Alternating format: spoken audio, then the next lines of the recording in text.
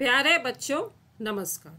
JCERT के DG school में आपका स्वागत है। मैं अनुपमा आज आप लोगों के साथ आप लोगों की विज्ञान की पुस्तक विज्ञान एवं प्रौद्योगिकी के अध्याय 16 के पाठ वायु एवं जल प्रदूषण एयर एंड वाटर पॉल्यूशन पर चर्चा करूंगी।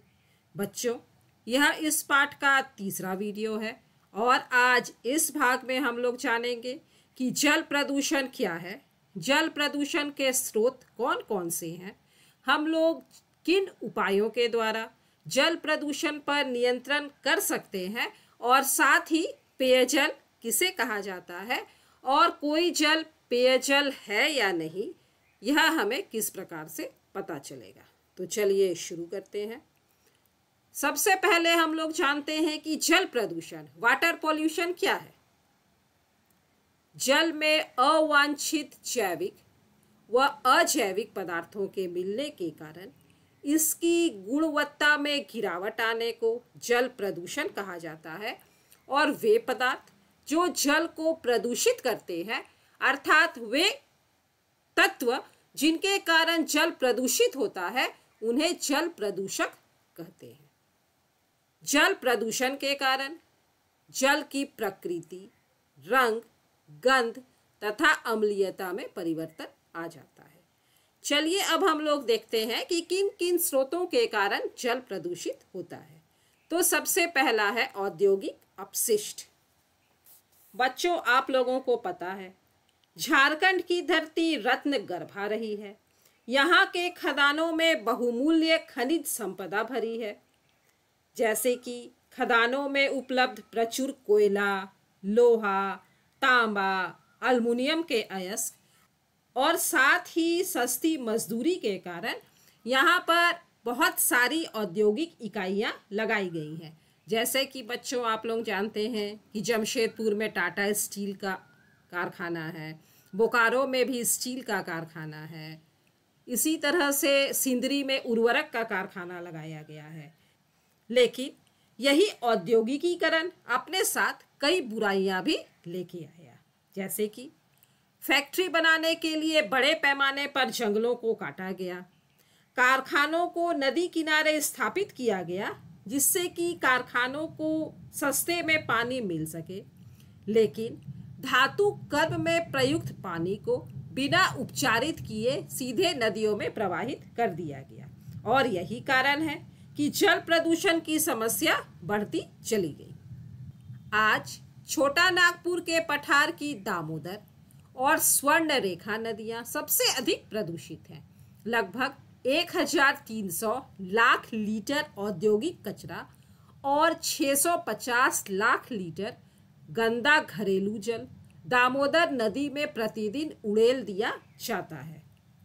एक अध्ययन के अनुसार एक कोलवाश्री अकेले 45 टन महीन कोयला चूर्ण छाई दामोदर नदी में प्रतिदिन डाल रही है और इस इलाके में इसी तरह की लगभग 11 कोलवाश्रियां हैं। तो बच्चों अब आप लोग अनुमान लगा सकते हैं कि प्रतिदिन कितना कोयले के चूर्ण मतलब छाई दामोदर नदी में प्रतिदिन मिल रही है और यही कारण है कि हमारी नदियों का जल खतरनाक स्तर तक प्रदूषित हो गया है। स्थानीय जनजातियों द्वारा पवित्र मानी जाने वाली दामोदर नदी कोयला अंचल में एक गंदे, काले, बदबूदार नाले की तरह दिखाई देने लगी है और स्वर्ण रेखा नदी की स्थिति भी कुछ ऐसी ही है। पश्चिमी सिंहभूम की कारो नदी भी नोआमुंडी, गुआ और चिड़िया माइंस के लौह अयस्कों के कारण लाल ऑक्साइड से अत्यंत प्रदूषित हो गई है।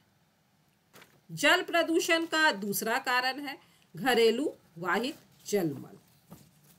घरों से निकलने वाले कचरे, मनुष्य तथा अन्य जीवों के मल मूत्र, अपशिष्ट खाद्य पदार्थ, प्लास्टिक आदि को नालियों में बहा दिया जाता है और ये सारे पदार्थ नालियों से बहते हुए पास स्थित नदी में मिल जाते हैं। इन पदार्थों में मुख्यतः खाद्य पदार्थों के कचरे, साबुन तथा डिटर्जेंट के झाग, जीवाणु, परजीवी जैसे सूक्ष्मजीव होते हैं। ये सूक्ष्मजीव जल स्रोतों में घुले ऑक्सीजन का श्वसन क्रिया में अवशोषण करते हैं और जल में कार्बन डाइऑक्साइड गैस को मुक्त करते हैं। धीरे धीरे जल में ऑक्सीजन की कमी हो जाती है और इससे वह जल जलीय जीवों के लिए भी अनुपयोगी हो जाता है। तीसरा कारण है प्राकृतिक स्रोत। झारखंड में अनेक जगहों पर भूमि के अंदर आर्सेनोपाइराइट नामक खनिज के पाए जाने के कारण भूमिगत जल आर्सेनिक नामक तत्व से विषाक्त हो जाता है। चौथा कारण है कृषि रसायन। अधिक उपज की प्राप्ति के लिए नाइट्रोजन, फॉस्फोरस और पोटेशियम की अधिकता वाले रासायनिक उर्वरकों का खेतों में उपयोग किया जाता है। वर्षा जल के साथ ये उर्वरक पास स्थित जल स्रोतों में पहुंच जाते हैं और जल स्रोतों में पहले से उपस्थित शैवालों के लिए ये उर्वरक पोषक का कार्य करते हैं। इस कारण ये शैवाल तेज गति से वृद्धि करते हैं और जब ये शैवाल मर जाते हैं तो जीवाणु जैसे घटकों के लिए भोजन का कार्य करते हैं।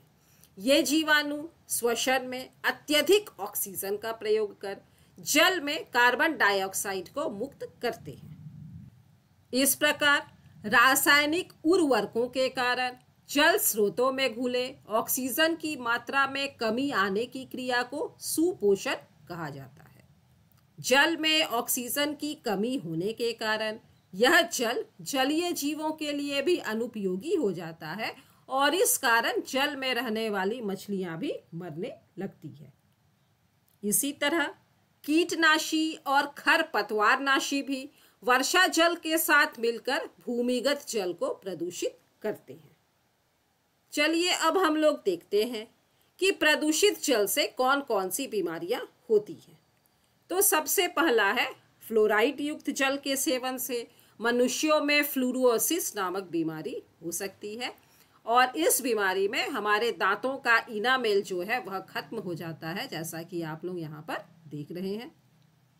शीशा युक्त जल के सेवन से पागलपन, मस्तिष्क तथा किडनी की बीमारी हो सकती है।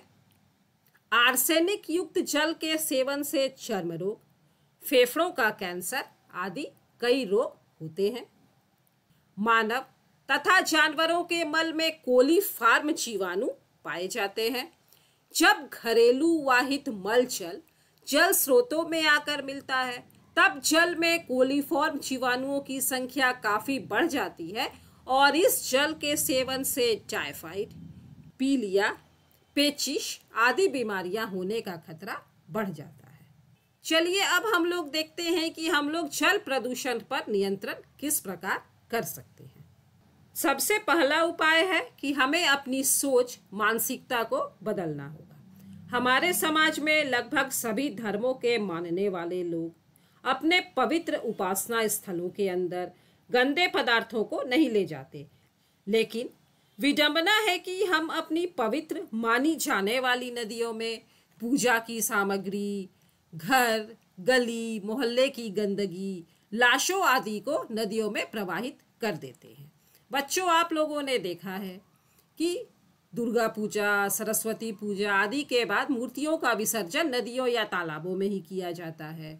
इसी तरह हम अपनी लाशों को नदियों के किनारे जलाते हैं और उसके बाद जो अस्थियां होती हैं उन्हें नदियों में प्रवाहित कर देते हैं। तो इस सोच को बदलना ही हमारी पहली प्राथमिकता होनी चाहिए कि ऐसा करने से हमारी नदियां या हमारे तालाब या हमारे जलाशय प्रदूषित हो रहे हैं।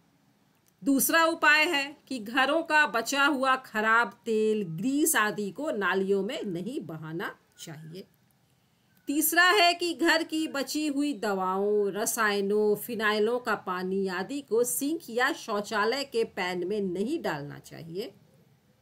चौथा उपाय है इकाइयों में बांटना। हमें अपने समाज को छोटी छोटी इकाइयों में बांट देना चाहिए। यह इकाई एक मोहल्ला, एक वार्ड या एक गांव हो सकता है और नियम बनाया जाना चाहिए कि प्रत्येक इकाई का कचरा उसके अंदर ही खपाया जाना चाहिए या उस कचरे की जैविक खाद बना दी जानी चाहिए। और इस खाद से इस इकाई के भीतर हरे भरे पौधे लगाए जाने चाहिए। 5वां है, निर्माण स्थलों का गंदा पानी, उद्योगों से निकला जल आदि को बिना उपचारित किए नदी नालों में नहीं बहाना चाहिए। खेतों में कृत्रिम रासायनिक उर्वरक, पीड़कनाशी, खरपतवारनाशी का उपयोग कम करना चाहिए। नालों के पानी को नदी में गिरने से पहले उपचारित किया जाना चाहिए और कई बड़े शहरों में इसकी व्यवस्था की गई है। नदी, नालों, तालाबों, कुओं आदि की नियमित सफाई की जानी चाहिए। जैसे कि गंगा दशहरा, छठ आदि पर्वों में नदियों की सफाई की जाती है, वैसे ही इनकी नियमित सफाई की व्यवस्था की जानी चाहिए और इनमें उगने वाले जलकुंभी और शैवालों की सफाई भी होती रहनी चाहिए। तालाबों के पानी में नहाना, धोना, बर्तन साफ करना, जानवरों को नहलाना आदि कम कर देना चाहिए या संभव हो तो बंद कर देना चाहिए। चापानल के पास बर्तन धोना, नहाना, शौच करना, झूठा भोजन नाली में डाल देना, प्लास्टिक, कागज के टुकड़े, फटे बोझे, जूते चप्पल आदि को नाली में फेंक देना, इन सभी कार्यों से बचना चाहिए।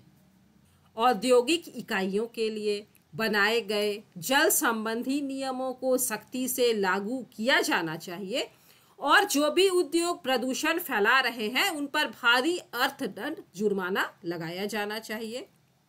साथ ही सभी औद्योगिक क्षेत्रों में जल उपचार संयंत्र स्थापित किया जाना अनिवार्य कर देना चाहिए। तो ये थे वे उपाय जिनके द्वारा हम जल को प्रदूषित होने से बचा सकते हैं। चलिए अब देखते हैं कि पेयजल किसे कहा जाता है।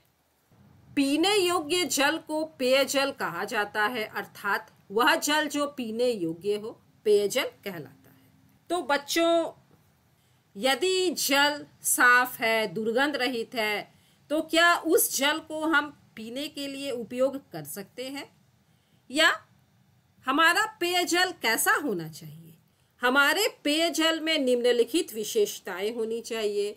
वह स्वच्छ होना चाहिए, साफ होना चाहिए, पारदर्शक होना चाहिए, रंगहीन होना चाहिए, गंधहीन होना चाहिए। उस जल में आवश्यक मात्रा में खनिज लवण उपस्थित होने चाहिए तथा वह जल हानिकारक जीवाणु या कीटाणुओं से मुक्त होना चाहिए। यदि हमारे जल में ये सारी विशेषताएं मौजूद हैं तभी हम उसे पेयजल कह सकते हैं। बच्चों, आप लोगों को पता है संसार की 25% जनसंख्या को स्वच्छ पेयजल नहीं मिलता। तो हम अपने आसपास उपलब्ध जल को किस तरह से पेयजल बना सकते हैं? हम क्या कर सकते हैं कि हमारा जल पीने योग्य बन जाए? बहुत से घरों में बरसात के नल या कुओं के पानी को उबालकर छान लिया जाता है और फिर ठंडा करके पीने के लिए उपयोग में लाया जाता है। शहरों में अधिकांश घरों में वाटर फिल्टर या आरओ लगा होता है जो साधारण पानी को पेयजल बना देता है। बड़े शहरों में जलापूर्ति व्यवस्था में जल को क्लोरीन या विरंजक चूर्ण या पराबैंगनी किरणों से जीवाणु मुक्त किया जाता है। हमारे झारखंड राज्य की सभ्यता और संस्कृति पुरातन काल से ही जल, जंगल, जमीन पर आधारित है। हम प्रतिवर्ष जुलाई के पहले सप्ताह में वन महोत्सव मनाते हैं। इसी तरह हमें प्रतिवर्ष जल महोत्सव भी मनाना चाहिए।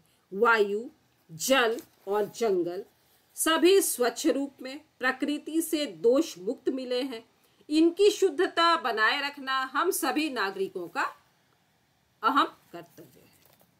चलिए अब हम लोग एक केस स्टडी देखते हैं। रांची में स्थित हरमू नदी प्रदूषण का शिकार होकर अपनी पहचान ही खो बैठी थी तथा इसने एक गंदे नाले का रूप ले लिया था। कुछ वर्षों पूर्व रांची शहर के कुछ प्रबुद्ध नागरिकों ने इसकी सफाई का बीड़ा उठाया। बाद में इसमें कई सरकारी और गैर सरकारी संस्थाओं ने भी सहयोग किया और अब यह नदी अपने मूल रूप की ओर लौटने लगी है। इसके लिए इस नदी से कचरे को साफ किया गया, नदियों के दोनों किनारों पर वृक्षारोपण किया गया और देखिए आज यह नदी फिर से रांची की लाइफलाइन जीवन रेखा बन चुकी है। चलिए अब हम लोग गंगा कार्य परियोजना के बारे में जानते हैं। गंगा नदी का बहाव क्षेत्र आप लोग यहाँ देख रहे हैं। गंगा नदी गंगोत्री से निकलती है और हरिद्वार, कानपुर, इलाहाबाद, वाराणसी, पटना होते हुए हुगली के पास यह बंगाल की खाड़ी में मिल जाती है। यह अधिकांश उत्तरी, केंद्रीय तथा पूर्वी भारतीय जनसंख्या का पोषण करती है, परंतु हाल ही में प्रकृति के लिए विश्वव्यापी कोष WWF द्वारा किए गए अध्ययन में यह पाया गया कि गंगा संसार की 10 ऐसी नदियों में से एक है जिसका अस्तित्व खतरे में है। इतने प्रदूषण स्तर का पहुंचने का कारण यह है कि जिन शहरों एवं बस्तियों से होकर यह नदी प्रवाहित हो रही है, वहां के निवासी अत्यधिक मात्रा में कूड़ा, करकट तथा अनुपचारित पदार्थ सीधे इस नदी में फेंक रहे हैं। जैसा कि आप लोग यहाँ पर देख रहे हैं, यह नदी कानपुर से होकर बहती है जो कि एक औद्योगिक नगरी है। यहाँ पर बहुत सारी औद्योगिक इकाइयाँ लगी हैं और इन इकाइयों का अनुपचारित जल सीधे ही इस नदी में प्रवाहित कर दिया जाता है। इसी तरह वाराणसी एक धार्मिक नगरी है और यहाँ पर गंगा नदी के किनारे मणिकर्णिका घाट है, जहाँ पर कहा जाता है कि यहाँ चिता की आग कभी नहीं बुझती, मतलब यहाँ पर हमेशा कोई ना कोई लाश जलती ही रहती है। और बच्चों आप लोग जानते हैं कि लाश को जलाने के बाद उसकी अस्थियां सीधे गंगा नदी में ही प्रवाहित कर दी जाती हैं। तो ये सभी कारण हैं जिनके कारण यह नदी बहुत अधिक प्रदूषित हो चुकी है और कई स्थानों पर प्रदूषण का स्तर इतना अधिक है कि इसके जल में जल जीव जीवित नहीं रह पाते और वहां यह नदी निर्जीव प्राय हो गई है। 1985 में इस नदी को बचाने के लिए एक महत्वाकांक्षी परियोजना आरंभ की गई जिसे गंगा कार्य परियोजना कहते हैं। बच्चों, यह था हमारा पाठ वायु एवं जल प्रदूषण। चलिए हम लोग एक बार दोहरा लेते हैं कि इस पाठ में हमने क्या क्या सीखा। तो हमने सीखा प्रदूषण का अर्थ वातावरण में होने वाली अवांछित परिवर्तनों से है। जैव और अजैव दोनों तरह के घट यह परिवर्तन ला सकते हैं। वायु तथा जल जो हमारे जीवित रहने के लिए आवश्यक है, मानव गतिविधियों के कारण प्रदूषित हो रहे हैं। Carbon monoxide, carbon dioxide, nitrogen के ऑक्साइड, सल्फर के ऑक्साइड वायु के प्रमुख प्रदूषक हैं। कार्बन डाइऑक्साइड और मीथेन जैसी गैसें हरित गृह प्रभाव और वैश्विक तापन के लिए मुख्य रूप से उत्तरदायी हैं। वाहित मल, कृषि रसायन तथा औद्योगिक अपशिष्ट कुछ प्रमुख जल प्रदूषक हैं। जल और वायु दोनों का संरक्षण अति आवश्यक है। हमें इसके संरक्षण के उपायों को जानना और अमल में लाना आवश्यक है। पेयजल की उपलब्धता कम होने के कारण इसका संरक्षण भी आवश्यक है। तो मुझे उम्मीद है बच्चों, आप लोगों ने इस पाठ में बताई गई मुख्य बातों को अच्छी तरह से समझ लिया और आप भी अब व्यक्तिगत स्तर पर प्रदूषण कम करने के उपायों पर ध्यान देंगे। मिलते हैं बच्चों अगले वीडियो में, जिसमें हम लोग इस पाठ के अभ्यास में दिए गए प्रश्नों के उत्तरों पर चर्चा करेंगे। तब तक स्वस्थ रहिए, सुरक्षित रहिए, पढ़ते रहिए। Thank you.